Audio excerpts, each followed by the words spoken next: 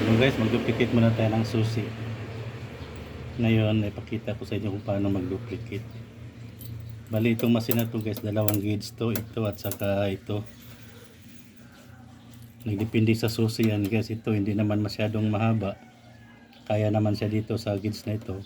Kaya ito na lang gauge ang gamitan natin. Hindi na to, kasi kung mahaba na susi, hanggang dyan yan. Pwede naman, kaya lang dito na lang tayo sa isa. Bali ito yung pagbasihan natin yung pinaka-stopper niya. Ito guys yan.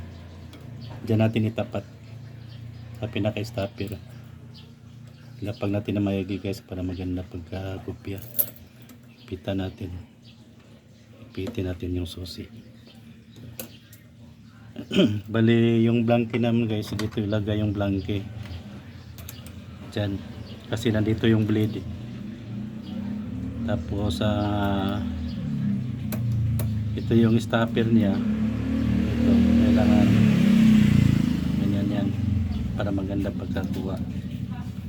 Tapos ipitan naman natin yan. Magkatapat sila dito guys at saka ito at saka ito. Ayan guys, umpisa na natin. Ito naman guys, magkatapat dito yan. Ito naman blanket, ito tapat yan sa blade. Yan, magkatapat sila dito at saka kaya accurate yung basta maganda lang pagkalagay sa susi.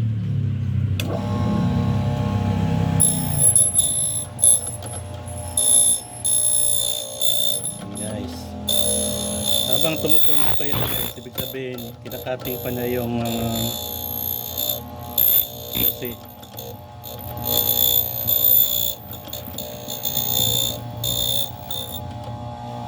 Dito guys, hindi sa tumutunog kasi talagang tama yung haba niya eh.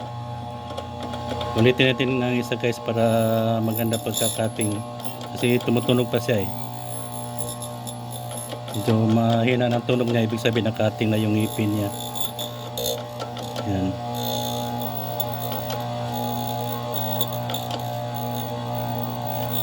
Yan, okay na yan guys, nakakopya na yan.